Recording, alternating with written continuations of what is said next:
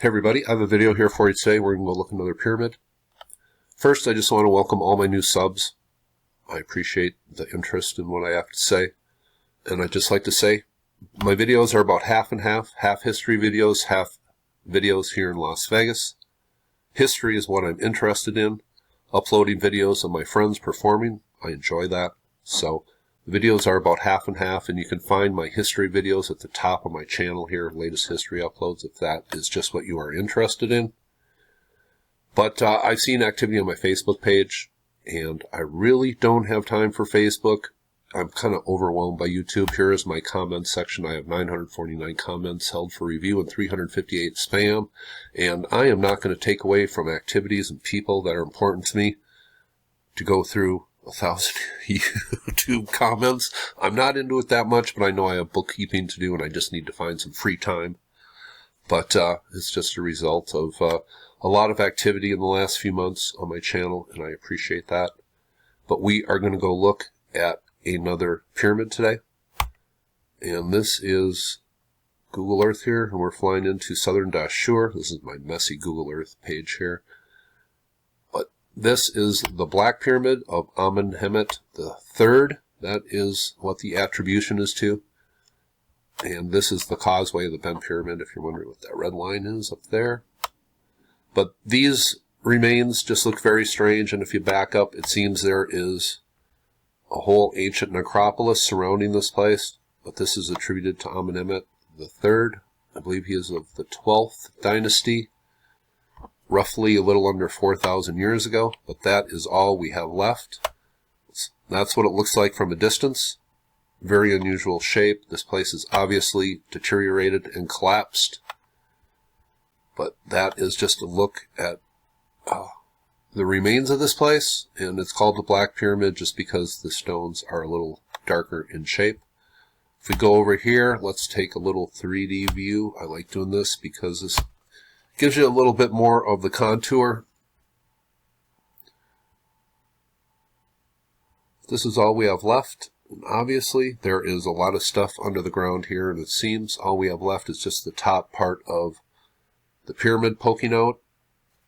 Really don't see any causeways, even though there's reports of it from 100 or 200 years ago from these early archaeologists that were in this area that there was a causeway found, and maybe just a little tiny bit of it right here. But this is just a pretty strange place. A lot of it under the sand. Seems we have some stuff over here under the sand. But just obviously a very collapsed ancient structure. Now let's just read a little of the standard attribution of this place. Dashur, the Black Pyramid of Amenemhat III. The Black Pyramid of Dashur was the first pyramid built by Amenemhat III of the Middle Kingdom of ancient Egypt. During the early part of his reign, unfortunately, the pharaoh failed to hear warnings of history, so that this pyramid is now in a rather poor state. It is known as the Black Pyramid due to the color of the mud brick core revealed by the missing keystone blocks, but known to the ancient Egyptians as Amenemhat is Mighty, a name which must have seemed increasingly ironic as the structure began to crumble shortly after construction. Amenemhat III made a series of errors in this construction. The foundations of the pyramid were constructed on unstable ground. He built close to the edge of the Nile, a mere 33 feet above sea level, resulting in the substructure being flooded shortly after the pyramid was completed. The substructure of the pyramid contained a large, complex array of chambers and corridors, which weakened the pyramid core. So maybe this pharaoh built on top of an original structure that had chambers and corridors and other things down below, and it just couldn't support the weight. Maybe. His architects failed to incorporate sufficient stress-relieving structures in the ceilings of corridors and chambers, particularly the burial chamber, to support the weight of the masonry above. By the time the pyramid was being completed, the ceilings had sunk by as much as 2 inches in places. Some rather menacing cracks had started to appear in the masonry, and door frames had begun to buckle. The builders reinforced the structure with mud brick walls and large cedar beams, but while this did prevent its immediate collapse, Amenemhat chose to build another, more secure pyramid in which to be buried. The second pyramid was constructed at Hawara rather than Dashur, and I believe that is the pyramid right by what is described in ancient history as the ancient labyrinth. And I made a few videos on that, and that's probably a good place to go next for my next video. It says the base of the pyramid was around 75 meters on each side and would have been around 105 meters when completed. Like other Middle Kingdom pyramids, the body of the pyramid was constructed from mud brick and clay rather than durable stone clad in limestone. However, the mud brick core was built in stepped form, perhaps to try in vain to give the monument greater stability. And it just goes on here. Here's the diagram.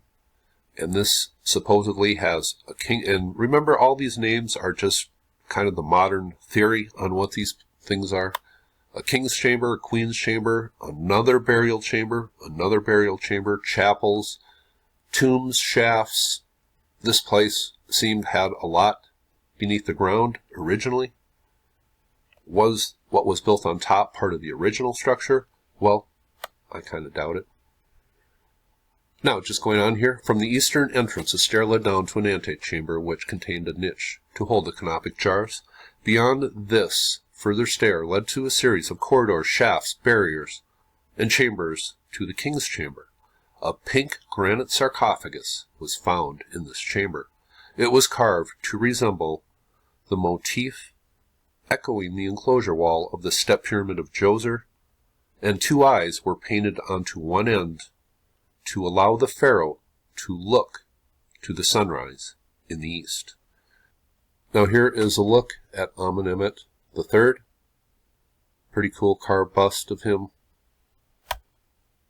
Here is all that remains today in southern Dashur, and remember this is by the Red Pyramid and by the Bent Pyramid, two structures that seemingly were built centuries before this one, yet this is the one that has collapsed. The earlier ones are in the better shape. Clearly, I mean, they're almost perfect. This one, totally ruined.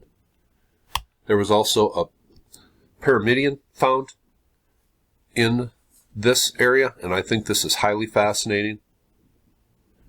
And here you see there is inscriptions from Amenemhat III on this. Did he find this perfectly? I mean, the early researchers said this is like a mirror, this polished stone, and this is a representation of course, of the top of the pyramid. And what does it say on here?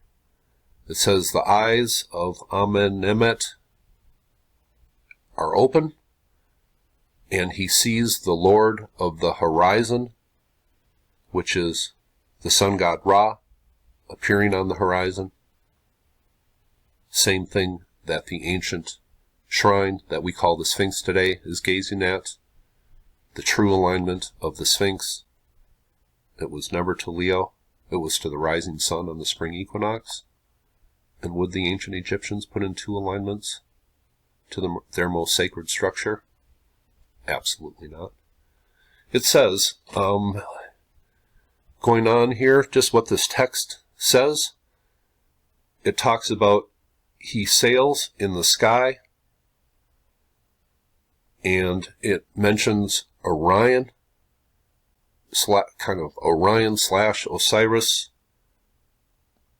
the great star god of astral or stellar rebirth. That's what it says on here. You know, people say the pyramids are, you know, aligned to Cygnus, or they talk about other things besides Orion, but when all the ancient text, the most important text, says Orion, I think the pyramids were definitely aligned in the shape of the belt stars of Orion. I think that is key. And it says the soul of King Amenemhat is higher than the heights of Orion. And this oval symbol here, this is the cartouche of the pharaoh. And this says, this describes Amenemhat, his like epitaph, and it says, the king of Upper and Lower Egypt, who lives eternally.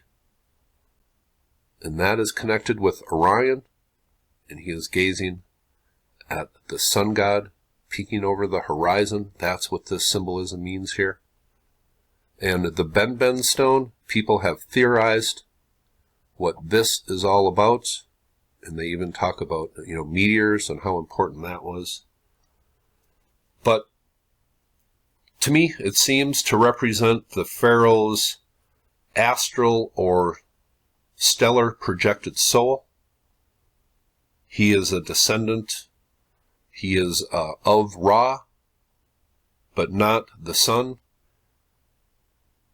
The top is pointing up to represent the pharaoh's place in the pantheons of gods that arc over the skies of Egypt and the path of the stars and the sun every day in Egypt.